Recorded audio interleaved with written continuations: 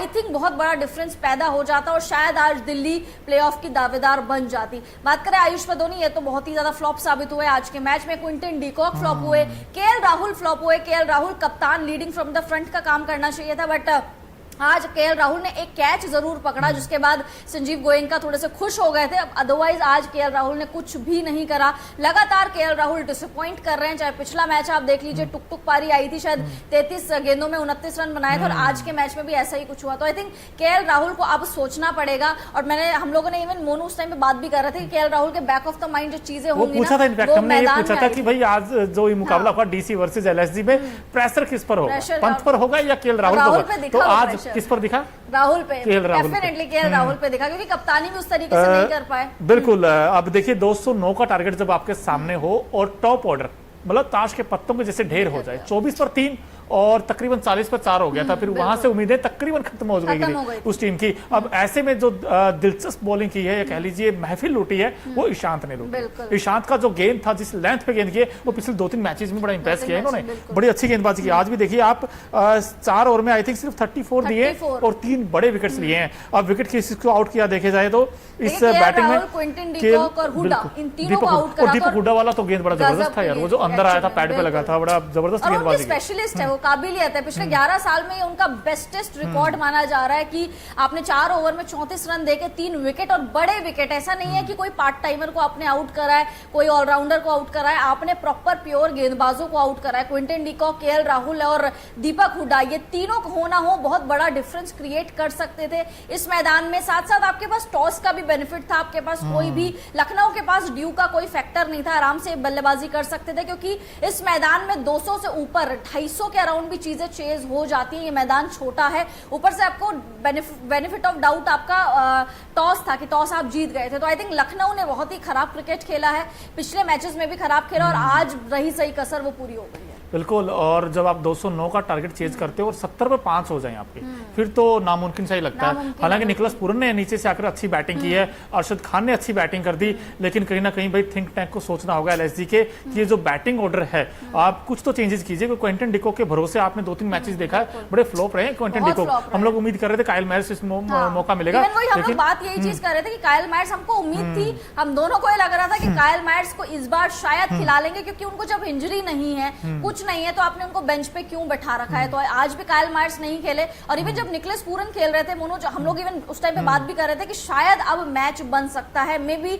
दिल्ली के हाथ से मुंह से ये मैच छीन जाए लखनऊ की टीम, क्योंकि निकोलस पूरन ने बहुत बड़ी बड़ी पारियां खेली है पिछले सीजन भी, बहुत ऐसे जो फंसे हुए मैचेस होते हैं उनको निकाला है। बट जब पूरन आउट हुए तो अरशद खान आए, और अरशद खान ने थोड़ा सा बाजी तो पलट, थोड़ा सा धक-धक तो हुआ था दिल्ली वालों को, क्योंकि एक समय तो 7 आउट हो गए थे ना हम लोग। हमें उम्मीद ये थी कि कम से कम डीसी कैपिटल दिल्ली कैपिटल्स ना इस मुकाबले को 60 रन से जीत जाएगा, फिर लगा 50 से जीत जाएगा, फिर लगा 40 से जीत जाएगा, फिर तो एंड में ऐसा लगा कहीं ऐसा ना हो कि अरशद खान की ऐसी बैटिंग आए और कहीं ना कहीं मैच ले जाए, क्योंकि ये बहुत बड़ी जबरदस्त बैटिंग कर रहे थे। जैसे अरशद खान का नाम इतना सुर्खियों में भी नहीं था, इतना चर्चाओं में भी नहीं आ रहा था आज के मैच से पहले। एक मैच उन्होंने अच्छा खेला, अदरवाइज गेंदबाजी अच्छी करते हैं, बट बल्लेबाजी में उस तरीके से अरशद खान का कभी नाम ही नहीं आया। बट आज जिस तरीके से लोन वॉरियर की तरह अरशद खान खेले हैं, आज के बाद उनके लिए डेफिनेटली चीजें बदलेंगी। मतलब ऑब्वियसली लखनऊ का एक मैच अभी बचा हुआ है, उस मैच में अरशद खान पे काफी फोकस होगा। बहुत इंप्रेस करा, एक विकेट भी लिया, वो भी बड़ा विकेट जैक फ्रेजर मैकगर्क का, साथ साथ बल्लेबाजी भी अच्छी करी, और नीचे से 7वें नंबर पर आ रहे हो आप और अर्धशतक लगा रहे हो, बहुत बड़ी बात है। और देखा जाए तो इस मुकाबले में कैचेस भी छूटे हैं, ना सिर्फ एलएसजी से बल्कि डीसी से भी छूटे हैं। लेकिन दोस्तों अगर आपसे पूछा जाए ये इस एलएसजी की हार का गुनहगार कौन है, अब पांडे जी से पूछने की कोशिश करते हैं, लेकिन पांडे जी मुझे तो ऐसा लगता है जो हार का जिम्मेदार है, अगर आप टॉप ऑर्डर देखोगे एलएसजी की टीम का, उसमें 5 ऐसे बैट्समैन हैं जो डबल डिजिट में भी नहीं पहुंचे। अब बताइए, आप हाल बेहाल ही है। क्विंटन डिकॉक सिर्फ 12 बनाए 8 गेंदों पर, केएल राहुल ने 5 बनाए 3 गेंदों पर, और दीपक हुड्डा तो खाता भी नहीं खोल पाए, आते आउट हो गए शांत की गेंद पर।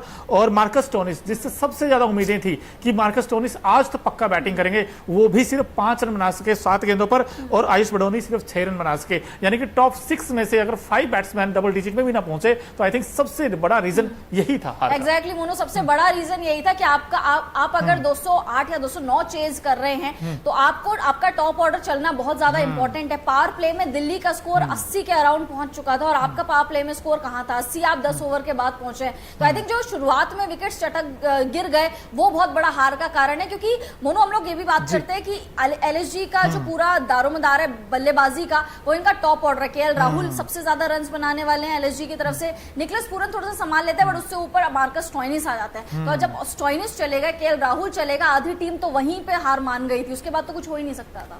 हो ही नहीं सकता था, लेकिन बहुत कुछ हो गया आज पॉइंट्स टेबल में दोस्तों, क्योंकि दिल्ली तो जीत गया जरूर, लेकिन उन्होंने आरआर के सामने क्यों लिखवा दिया। अब दिल्ली का जीत में फायदा किसको हुआ, आरआर को हुआ। अब केकेआर और आरआर दोनों के सामने क्यों लगाया, मतलब क्वालिफाई हो चुकी हैं दोनों टीमें। अब आरआर और केकेआर है तैयार, लेकिन नंबर 3 और नंबर 4 ये कहीं ना कहीं दिलचस्प हो गया दोस्तों, क्योंकि यहाँ पर दो टीमें ऐसी हैं, आरसीबी और सीएसके। ये एक वर्चुअल क्वार्टर फाइनल 18 मई को देखने को मिल सकता है और आरसीबी की उम्मीदें जगी दोस्तों, इस पर हम थोड़ी देर में चर्चा करेंगे। आप भी आइए, आपको क्या लगता है कि आरसीबी इस बार प्लेऑफ में जाएगी, वो भी हमें बताइए। लेकिन जहां तक डीसी वर्सेज एलएसजी की बात है, इस मुकाबले में एक ऐसे खिलाड़ी भी थे जिन्होंने महफिल लूट ली है, जिन्होंने सबसे वाइटल रोल अगर जीत में रहा है तो इस खिलाड़ी का रहा है। हमारा खास सेगमेंट है Okinawa effective player of the match कौन आज के मुकाबले में, क्योंकि जो ओकिनावा की स्कूटी है वो कोस्ट इफेक्टिव तो है ही है, माइलेज बड़ा शानदार देती है और इस खिलाड़ी ने भाई शानदार ही परफॉर्म करके दिखाया। देख ही लेते हैं भाई, चैंपियंस की जंग आईपीएल 2024 में Okinawa effective player of the match ये देखिए जी,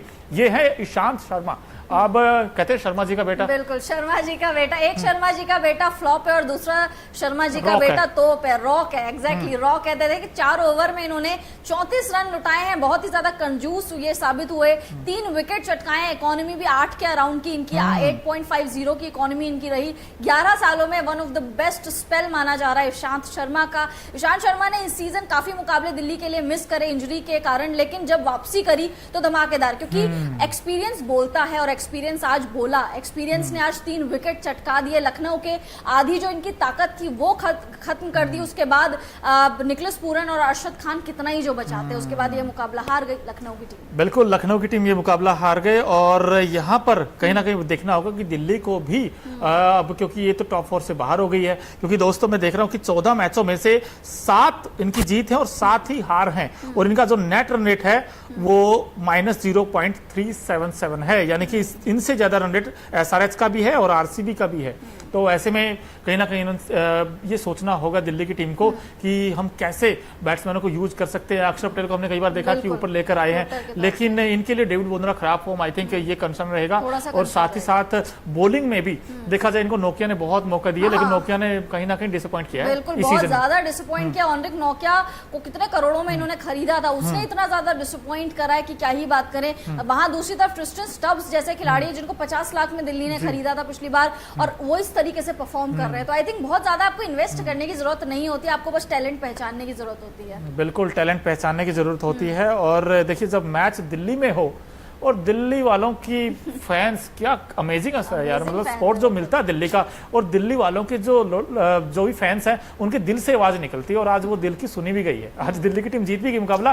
तो हमारा एक खास सेगमेंट है Okinawa colourful moment of the match, क्या क्या है भाई। दिल्ली के अरुण जेटली स्टेडियम में मुकाबला खेला गया दोनों टीमों के बीच, वहां पे बहुत सारे रंग देखने को मिले, तो देख ही लेते हैं भाई Okinawa colourful moment of the match क्या क्या आज के मुकाबले में। देखिए दोनों स्पिनर बिल्कुल, देखिए रवि बिश्नोई एक तरफ, दूसरी तरफ कुलदीप यादव बहुत ही अच्छी फ्रेंडशिप शेयर करते हैं। यहाँ पे फैंस सेल्फी ले रहे हैं, अपनी खुशी बहुत